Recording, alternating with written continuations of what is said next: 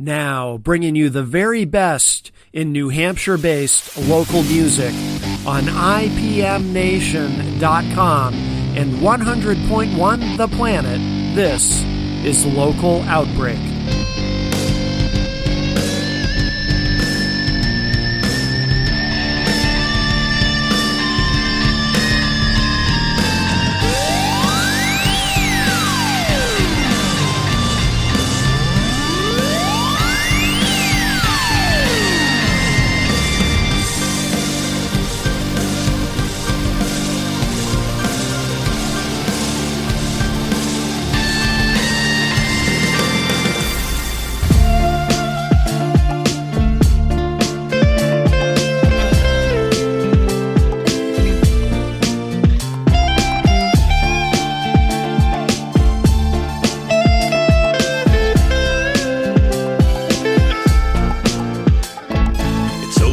Where we are today, it's like everything we want is so far away. All our dreams are like distant stars at play, squeezing through our fingers like a ball of clay. Calls that say we need another dollar stack. We hate to holler at you, but you gotta call us back. You're pulling at your collar like a cardiac. You're full of pressure like a heart attack. Then like a thunder crack, you could see through it all. Past the blood is everything that made you fall. World torn asunder like urban sprawl, as you wander through the dust like aerosol, as you try to put the world together again, as you weigh your soul up against the feather again. But together we'll survive the weather, and then we can talk about the rest of forever. And then whatever, then talk about how we treat each other, to feed each other, how we beat each other. We need each other, gotta plant the seed of brotherhood, bleed for the common good. So when you're sitting pissed in a traffic jam and you can see it all around you like a hologram, let the lady in and wave welcome, and you see nobody needs another Birmingham. Cause I tell you the truth so medicinally, don't wanna sell you the proof. You should listen to me, the cradle fell with the roof, eyes glisten, and we lost our youth and still we're missing the key. Sign of the times, just a sign of the times. Paying no attention, just a rhythm and rhyme. Put your hand out, I'ma help you climb, cause I don't wanna be another sign of the times. It's just sign of the times, just a sign of the times. Paying no attention, just a rhythm and rhyme. Put your hand out, I'ma help you climb, cause I don't wanna be another sign of the times. We gotta bounce when we hit the ground. Take a head count, take a look around. We all amount to something I found, so help somebody up and make the world go round. The sound of one hand, just don't clap. We can't rebuild towns with offhanded rap. We can't pretend this is just a mishap. We can't defend our opinions with straps. We gotta act with solidarity, stay focused on freedom and charity. We gotta share, it's the key to prosperity. Don't let fear turn into barbarity. Or would you care to be in someone else's shoes? Truth or dare, like hell or heaven to choose. There's everyone, there's people who roll with the blues. Say a prayer, cause it's more than just your soul to lose. I know you're feeling alone, engaged as I'm caressing this microphone. Enraged, gotta stop stretching your cranium bone. Birdcage, stop obsessing, cause you're not on your own. You never know when the need will appear. Trouble brews as I do, better heed what you hear. Double true when you plant your seedlings too near, because your duty is to let the world interfere. But you gotta steer clear of any of the negatives that got you here. You gotta see, a lot of what we see is fear, but you gotta rise above it like the atmosphere. Sign of the times, just a sign of the times. Paying no attention, just a rhythm and rhyme. Put your hand out, I'ma help you climb, cause I don't wanna be another sign of the times. It's just sign of the times, just a sign of the times. Paying no attention, just a rhythm and rhyme. Put your hand out, I'ma help you climb, cause I don't wanna be another sign of the times.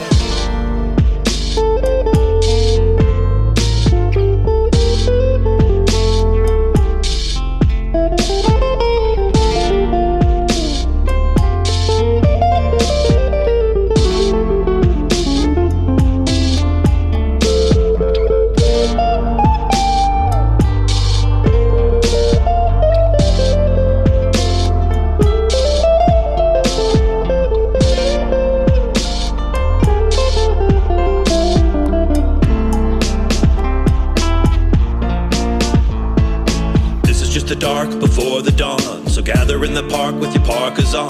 Make another spark for the stars are gone, to keep away the sharks of Babylon, cause they traveled on the waves of tragedy. They gathered at the grave, so glad to see another dead slave to the powers that be. And they fed on the dread like energy. But don't let them be, don't give them nothing to take, cause there will never be a time when you got nothing at stake. Are you gonna bend? Are you gonna break? Are you gonna defend all the plays you make? Are you gonna run away from an SOS? Are you gonna shun another who's in distress? Who's the one who your mother taught the meek are blessed? Who's the one who your mother taught to help the rest? Sign of the times, it's just a media spin. Headlines dramatize the sea that we're in. Closing down a beach if they imagine a fin. Don't trust what they teach on your television.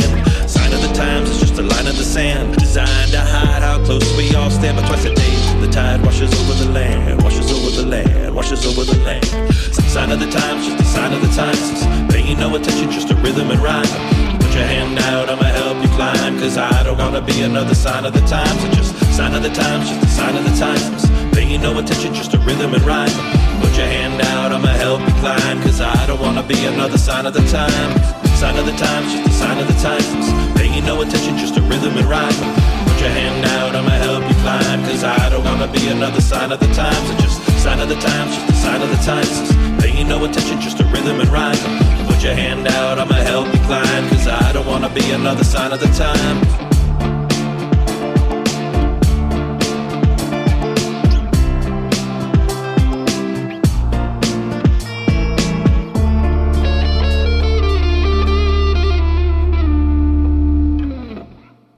I love that for a couple of different reasons, but we'll talk about that in a moment. That is Sign of the Times. I really like that song a lot. Yeah, isn't that good? I'm like over here cooking to the beat. So good. And joining us in studio, Gary Smith is here. Hello, Gary. Hello, how are you guys? Gary Smith, as I like to say, the busiest musician I know anywhere. He's in 274 bands and or something like that, right? We're in double digits at least. Definitely in double digits. Can you just pull that mic over a little? I just want to make sure it's right. Yeah, there we go. Okay. Perfect. Thank you. So, Sign of the Times. So I mentioned that's special to me because that song has been played on the show before, but not that version. Right. So I've played it maybe a couple times, not recently, but the Chemical Distance version of the song that I played bass on years ago. Seems like another lifetime in some ways, but that is my favorite version, the one that you've brought to us. Awesome. That's amazing what you took and did with it. And of course, our friend MHP, Michael Hapley Pierce, who of course I was in Chemical Distance with him along with Otto Kinzel, and that was always one of my favorites to play live because it's such a great track. And Mike's rap on that whole thing is so good; it's so smooth. Oh yeah. And I assume you didn't take the original vocal track. He redid that, right? Yeah, we this? We redid that at our engineers, just with kind of a backing track, and then he sent the raw vocals to me, and then I just kind of did everything up in my bedroom, and then I sent the stems back to Pete, and we went and mixed it and made it sound good on all his nice expensive equipment. Yeah, but, so just kind of a little studio time, some time in my room, and then just some mixing time. So it was a fun way to do it because I had pretty much as much control. I knew what he wanted. He said that weird little breakdown section. Oh, I love that. He's like, just do whatever you want. So I did like a halftime lo-fi guitar solo. So good. Yeah, the whole thing is so good.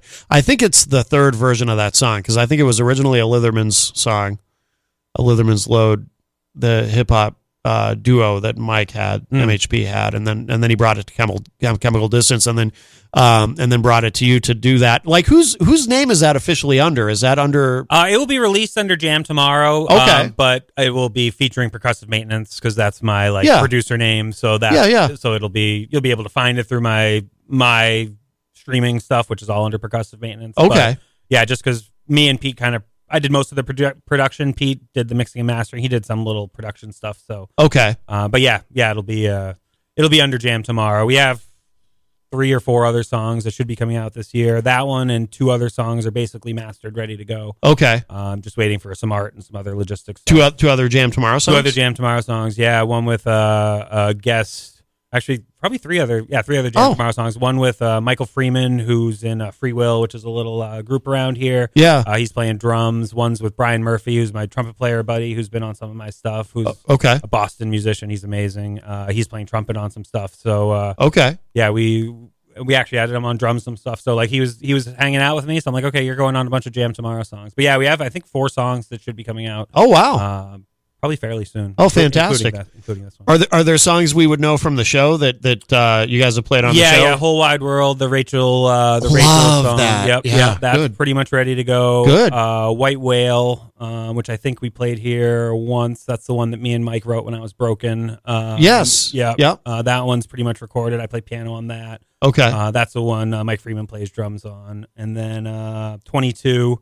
We've done that before. Okay. And we added some cool trumpet harmonies on that one. So that one's really unique sounding too. Okay. I think those are the four I think that are pretty much ready. The ones that I have, because I definitely have recordings of at least a couple of those. Are those demos that I have? He may have given you either like not fully mastered ones. Right. Right. Yeah. Or like the song, one of the songs I gave you here is the non fully ready to release version. Pete has the stems. He's going to do some mixing and mastering to that, but this is just kind of the pre-mix version just to kind of tease it out there. That's that jazz one. So. Okay.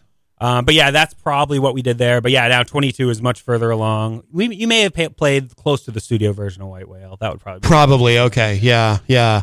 And then so you've been very busy. You know, we always say you're the busiest musician I know, but also you've been since the last time you were here.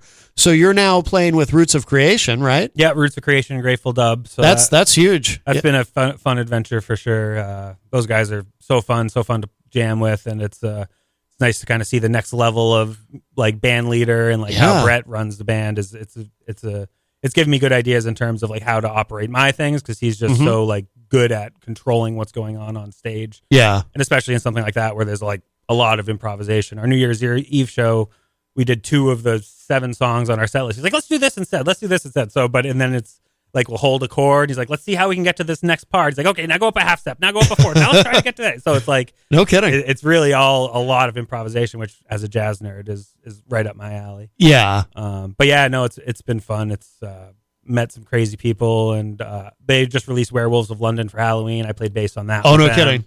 And we have the Grateful Dub album is coming out. The second one is coming out very soon. I've recorded some stuff on that. And that's very exciting. A bunch of stuff in the theater, or a bunch of stuff in the studio. Like Paul from Slightly Stupid on a bunch of stuff. A bunch of cool people on.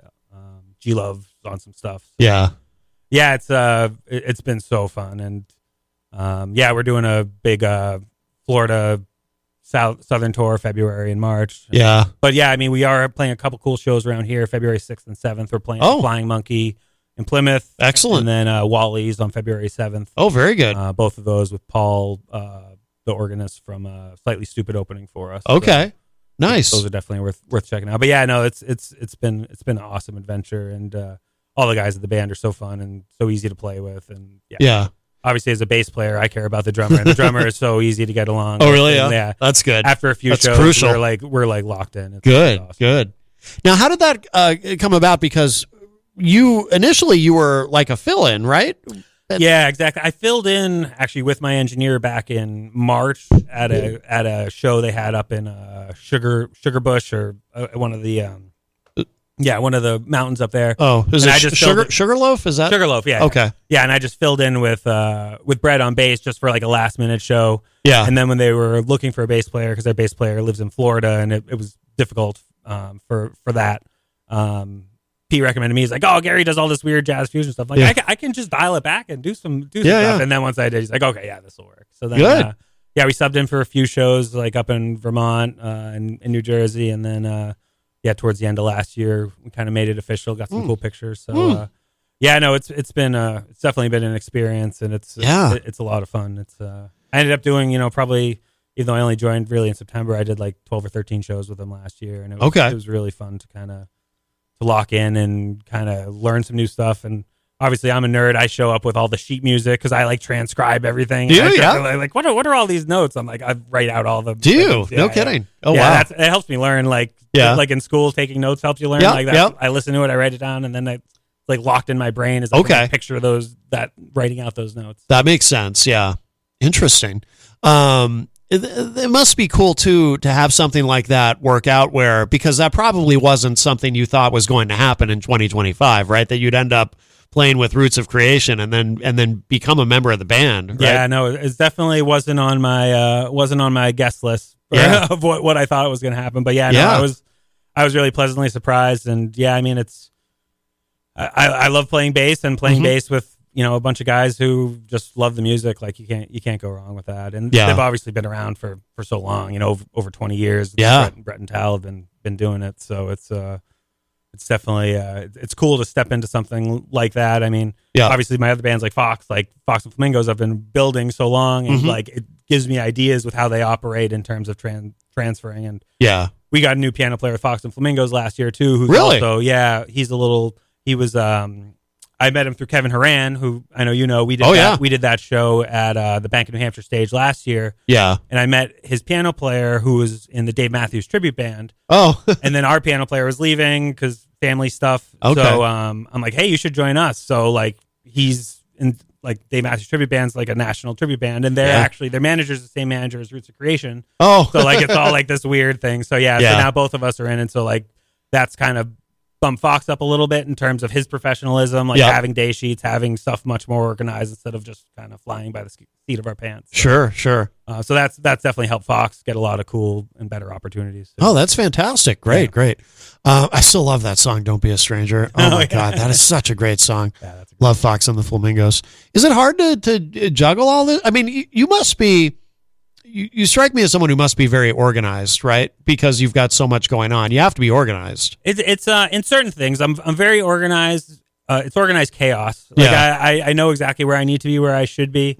But like some things of my life are definitely not the most organized. But sure. I mean, it's for when I kind of just go down rabbit holes. Like I know what I need to do, and like, but I'm mostly organized. Yeah. Ask my kid. They may give you a different answer. Really? But I mean, obviously it helps. I try to kind of check off all the boxes, and then like even now with the Root stuff, like I have for Fox, we got a sub bassist. So for there's any shows that I can't make it, we have a bassist who's a very good bassist who can fill in for me as needed. Yeah. And pretty much, obviously Jam Tomorrow can operate without me. Cosmic Blossom can operate. They have separate bases. So most of this stuff I can wiggle it around as needed. And then, even my solo shows, if I get a last minute tour thing, I can just plug in someone to one of my solo shows. And most of the venues are cool with that. Yeah. Oh, that's good. Trust me. So yeah, that's really good. So yeah, it's a mixture of things, but yeah, it's definitely, I look at my schedule many times.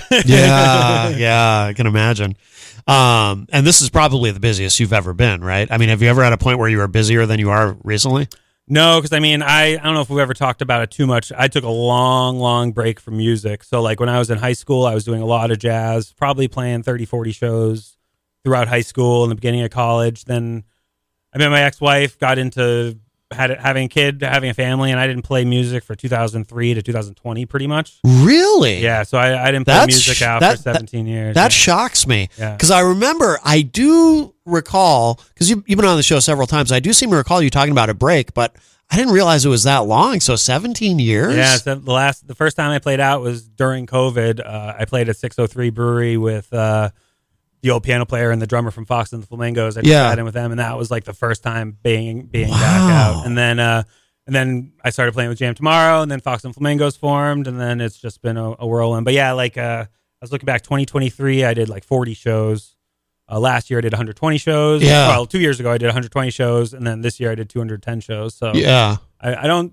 That trajectory isn't sustainable, but if I can stay around 200, I'll be happy. Yeah. Now during that break, did you still pick up the bass or other instruments? I played my guitar a decent amount during then, but it was weekly. It wasn't like daily. So you never completely disengaged, but I still had a guitar, but there would definitely be times where I would probably go a month without playing it. No kidding. Yeah, I was doing.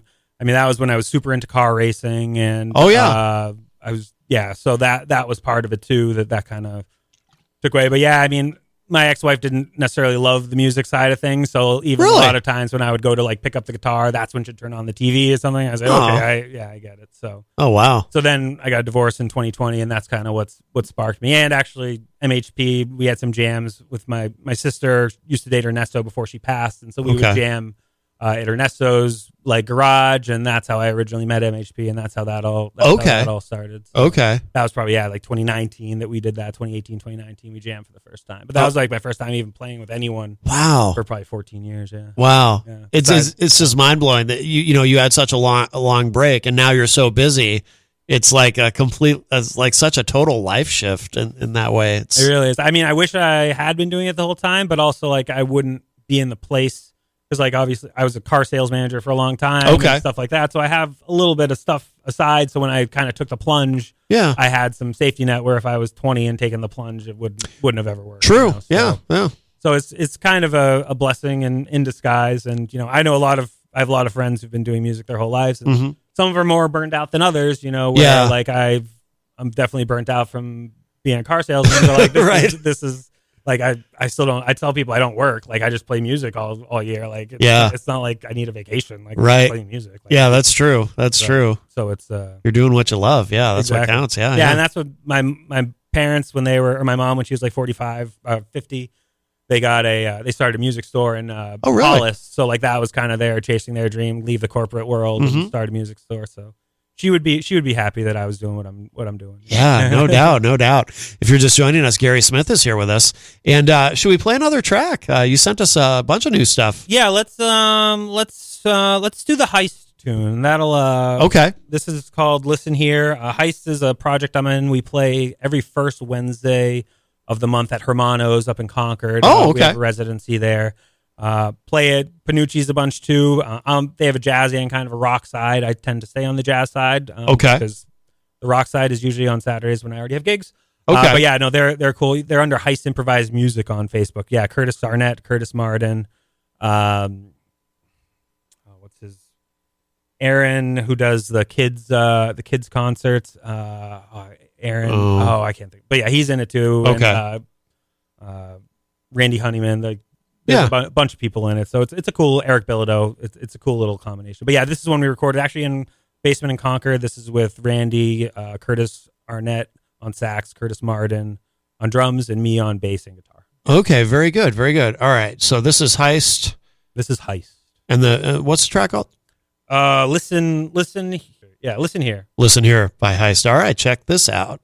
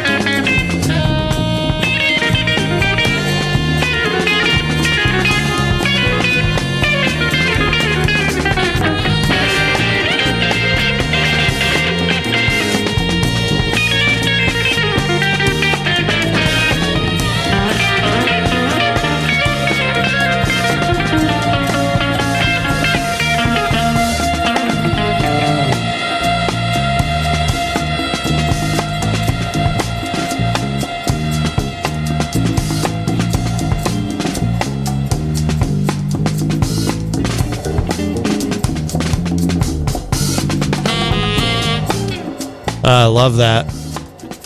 That is Heist. What's the track again, Gary? Listen here. Listen here. That guitar solo, it's like it's telling a story. You know what I mean? Thank you. That's the goal. Yeah, no, I love that. Very, very cool. Is that I haven't heard you mention Heist before. Is that a new project or newer for you? It's somewhat newer.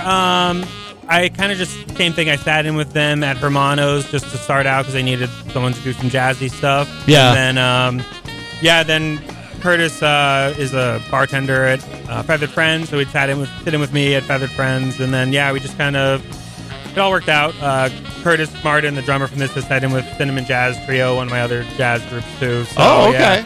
So it's it's fun. We all just share. Jazz is fun like that. Yeah, absolutely. It's I've never played jazz music. I've only been in rock bands and stuff like that, and a couple things that were a little different. But it must be kind of.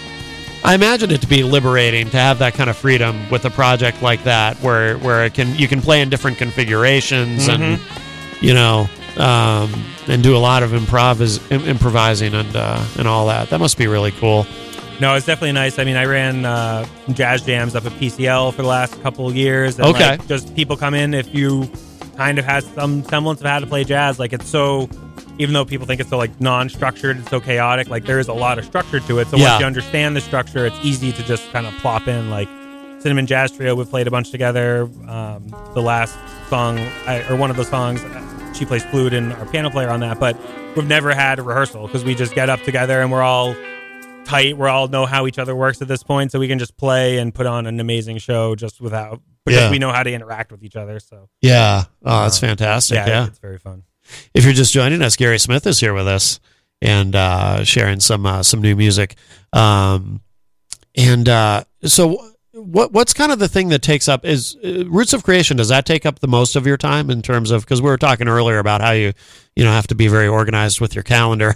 Yeah, I mean they probably. I mean, in terms of actual work, solo shows take up the most time. Okay. Like last year I did 70 solo shows and like 22 jams I ran. So the majority of the shows are that. But I mean, in terms of just overall, especially this year, I'll definitely be playing the most non-solo shows with Roots. Okay. And then obviously like traveling and touring and stuff that you have travel days and stuff like that. So those will get gobbled up. But, but I mean, beyond that, I mean, I did play the most shows with Fox last year in terms of band. I mean, Fox with me and Maisie, again, more projects. Me and Maisie split off and we do Vaudeville Vixen, which is me and Maisie just doing jazzy stuff and some Fox songs in like kind of a duo thing with my looper. So, cool. So we did probably 13 shows like that last year, then on top of the 30 Flamingo shows. So, wow.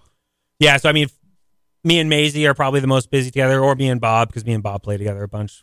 Me and Bob are actually playing tonight with RGB Trio at Brick House in Milford. Oh, nice. And we have Amanda Vantine, the lead singer from Cosmic. She's going to come in and join us for a lot of the sets. So it's going to be excellent. Be a big party. Excellent. But yeah, I mean, those they all take some amount of time. Yeah. And even like Jam Tomorrow. Last year, I didn't get to play with them as much, but we did a lot of stuff in the studio. So I did more stuff in the studio with them last year than really probably anyone except for Roots of Creation. So so yeah, I mean, it's just where they're so good to operate among themselves, and even some places they we don't have space for a trio. We just need a duo. Like we play at Eva Trattoria or whatever in Bedford. And they just want a duo. So I'm like, okay, that's fine. Yeah. But yeah, I mean, it's I got to juggle, but I keep busy. I'm always adding things. I'm in a project with Scott Solsky now, who's a 7-string guitar. So I play 8-string guitar. He plays 7-string. And then Mike Walsh, who's an amazing drummer like me in 73 different bands. He plays drums with us. But we're playing at Big Bear Lodge, Andre's Art Institute, which is going to be a cool show. So but yeah, like he was someone I met literally last year, and we've become friends and started playing with and recording a bunch. And he was in Four-Side Funk when that existed, and a bunch of other cool stuff. But I think, didn't you bring the 8-string here once? Yeah, I've brought it here a few times. I usually bring the nylon string 8-string, but most of the time I'm playing an electric 8-string when I'm out and about. But yeah, because I remember you. Yeah, that's right. I remember you playing the 8-string here with Jam Tomorrow. Yep. And I think I had said to you that day on the show that it was fascinating to me. I was like watching you the whole time, because it's like it's like a bass and a guitar having a conversation. Exactly. Yep. It was so fascinating to me to watch you and listen to you, kind of go back and forth between, it's just really, really interesting because I don't know if I'd ever even seen an 8-string, let alone seen an 8-string up close like that. You know what I mean?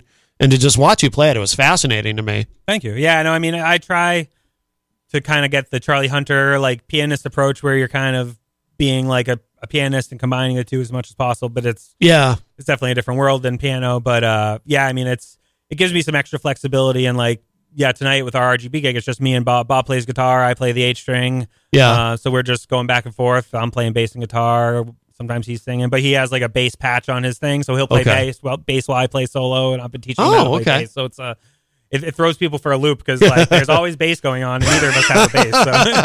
Right. Oh, that's awesome. Well, why don't we play another? We have time. Let's play Deluge. That's a quick one. Okay, and tell us about this. This is I played at my buddy's wedding in October, and I wanted to just fill out the procession with some songs that I had created, so I just randomly wrote a classical-ish song, and so I recorded it. I thought it came out cool. Put a little rain stick track behind it to make it kind of like vibe like that, and that's what this is. But it's a cool song. So this one's all you. This is all original, just me on guitar. Yep. Nice. All right, this is called Deluge.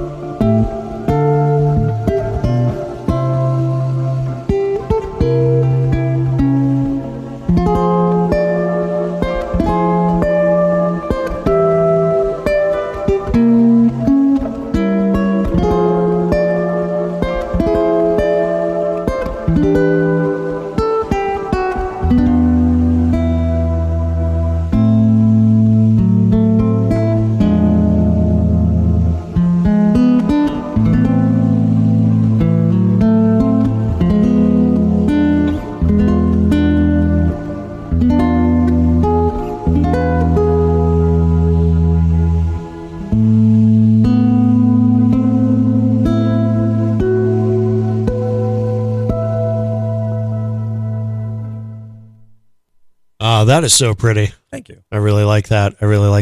If you're just joining us, Gary Smith is here with us in studio. And when you record something like that, I mean, are you improvising or do you actually sit down and write that ahead of time, or how does that work? So it starts off with me kind of just improvising, and then I do write it down for those types of things. So like for that, I will improvise to kind of figure out the parts, and then I'll put it into I use MuseScore for sheet music, and I just kind of put it in there.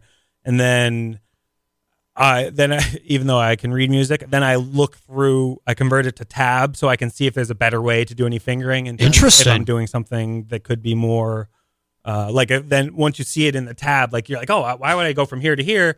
Because that's how I had it in my brain. But then I can just do this to this, and it's so much easier. So even though I read sheet music, but a lot of times we'll convert it to tab just to kind of make sure that the fingering is as efficient as possible. That's very interesting to me. I've never heard anyone say that before, but that makes sense logically. Yeah, because most people, I think most guitar players and bass players too, think of tablature as well, if you can't really read music or if you don't want to bother with it, you just look at the tablature, and it's that's what I would do. I never really learned to read music, so that's what I would do. For example, I started too, was just reading tabs. Yeah. But what you just explained makes sense. The tab is going to show you a more efficient way to do the same thing. Mm-hmm.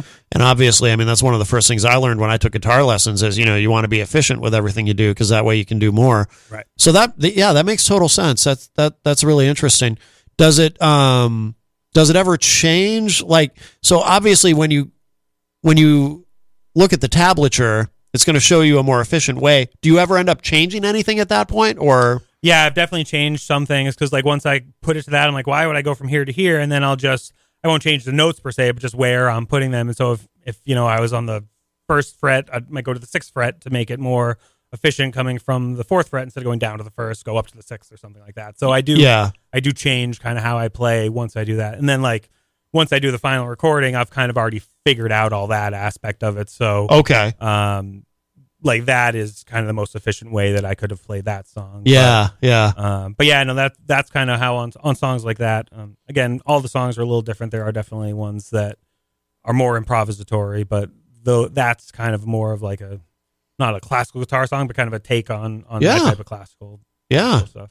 No, it's really nice. It's really nice. And when you write something like that too, I mean, does that melody kind of come to you first, or do you sit down and you say, I want to write something like this? Most of the time, it's usually me just sitting there with my guitar, even sometimes with my brain half shut off, watching something or listening to something else, and then I'll just say, oh, I like that, and then I record it, and then I kind of just branch upon that. Yeah. I mean, usually the melody does come, but a lot of times I'll have the chord first, and then I'll build the melody around the chord progression. That tends to be the way that it works. But again, everything the melody and that kind of came really quick, just with some things I was working on in terms of studying harmonic, without getting too nerd, Barry Harris things. Yeah. And then I'm like, wow, this is a cool way to do this. And so that's how the melody came. And even though it's not a jazz song, I took jazz harmony ideas to kind of create it. So yeah. I mean, every song is different. I try and do I try and keep it as efficient as possible in songwriting, because a lot of times when I'm producing beats, I would produce, then I'd mix, then I'd produce, then I'd mix, and now I try and just produce. Once I get the song where I want it to be, then I do the mixing so that I'm not bouncing back and forth. Say, this is it, it's done. Don't mess with it after that. Right. But yeah. What do you play for instruments? Obviously, you play guitar and bass. What else do you play? I mean, I play enough piano. I wouldn't say I'm not like Caleb in terms of playing piano, but I can play piano. Yeah. I mean, most stringed instruments I can futz around on. Mandolin, I have a tenor guitar that I sometimes play, which is tuned like a violin. Yeah. But really, it's mostly that. I mean, I've messed with drum machines my whole life, so I have an Akai that I can play drums on. But now most of the stuff I just I'm doing stuff through Ableton anyway. That's what my. But yeah, I mean, that's really it. I mean, again, I'm a music theory nerd, so music theory has been one thing that I've always studied a lot on, and that I never stop learning. And but yeah, I mean, really, I just try and be as good at those instruments as I can. Yeah. Do you teach? Yeah, I teach. I have one student this year who doesn't play out. The majority of the people I teach are actually already gigging musicians. Okay. So people, I'm not going to talk about it, but there's people who are very regular gigging around here that'll come for whether it's a technology lesson, some theory lessons. There's someone who's a very well known trio who doesn't have a lead guitar, so she wants to kind of amplify her lead guitar playing. So stuff like that, or someone who plays a lot of solo shows and their arms hurt, they want to get used to how to use a looper. Where I'm a big looper nerd, I can show the tricks and the tips of the trade. So and that's really I grew up giving lessons at my parents' music shop, so I don't want to be that makes sense. Teaching C chords and G chords, right? When there's other things I could be doing. Right. There's definitely a value in that. I don't want to take away from that. Everyone should pick up an instrument, and learn it. But absolutely. With my time, I have a friend from high school who I've known forever who I teach. He's an intermediate, doesn't really play out, but I got him to come out to an open mic at least. But, Oh yeah, but most of the people are playing in bands, and they just kind of want to expand. And then, I mean, like even my friends, I like teaching them stuff. Like Nick Burns from Cosmic Blossom. Like his mind's like a sponge. So when I come up with some new idea or I like have a breakthrough harmonically, I'll send it to him, and we'll just nerd out about it for a little bit. So, that's great. Yeah. I mean that's half the fun too, because like especially him, like I give him some harmonic idea, and he'll have a song the next day that's amazing. Oh, no kidding. Yeah, he's great like that. Oh, excellent. Well, we're approaching the top of the hour, so we do have one more track we're going to play to finish out. But before we do that, where should people go online to keep up with everything that you're doing? My Facebook stays pretty active. My Facebook is just Gary Smith. Surprisingly, if you just Google Gary Smith Facebook, I'm like the first page or two. But I do also have a website, gsmithmusic.com. That has all my projects, has a bunch of press, has a bunch of ways to contact and book any of my bands. Yep. And then I do have a few quick little plugs. Yeah, by all means. By that, you also can listen to all my music under Percussive Maintenance. That's what I released all my music under. I released, I was on 24 different tracks last year, including Fox and Flamingos, Roots of Creation, Cosmic Blossom stuff. Like I said, I'm playing at Brick House tonight. Next cool shows, actually with Caleb, who was just here. Yeah. We're playing at the Tupelo with Brad Dubé's blues group, because Max Chase, their piano player, can't get it, and Caleb usually plays bass, so I'm playing bass with them. Excellent. And then, like I said, Fox and Flamingos with Phoenix Syndicate, which is a cool funk show. That's up at the Bank of New Hampshire stage in Concord on January 23rd. Nice. That's going to be a serious fun show. Phoenix Syndicate used to be Four-Side Funk, so a bunch of funk people. Okay. And then, like I said, Flying Monkey and Wally's for Roots of Creation. Speaking of piggybacking on them with the fire for the Vine Street thing, I am running at PCL on February 15th, a fundraiser for the Vine Street, calling it Vine Street Vibes. Oh, cool. Both of those guys will be here. Nick will be there, some other people, so it'll be donations. Everything's going to those guys, obviously. Excellent. And then the only other ticketed things I have, May 9th, Cosmic Blossom is playing at the Andres Art Institute, Big Bear in Brookline, which they redid their sound. That's a serious venue. And then me with Scott Solsky, called 7-8, is playing there with Sad Bastard Loose Standards. That's the name of the band.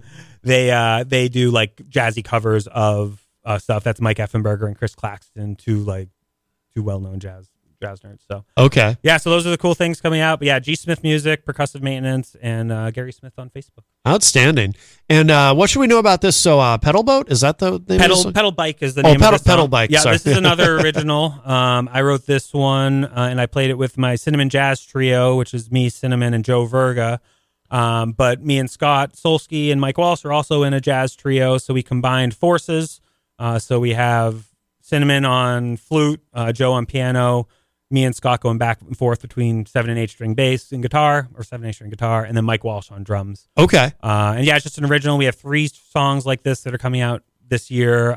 We recorded them in Scott's garage in Concord, and yeah, it was a fun thing. These guys are so fun to play with. Oh, fantastic. Gary Smith, thank you so much. Always wonderful to see you. Awesome. And great to see you. Great to see you're doing great stuff, and as always, and keeping very, very busy as always. So I think you're probably an inspiration to a lot of musicians who, want to really get out there and just do a lot, And that's what they just get out there, talk to people. And like, I've had people say basically that, all the gigs you're doing is, and like, that's what I want. More music in the world is nothing wrong with that.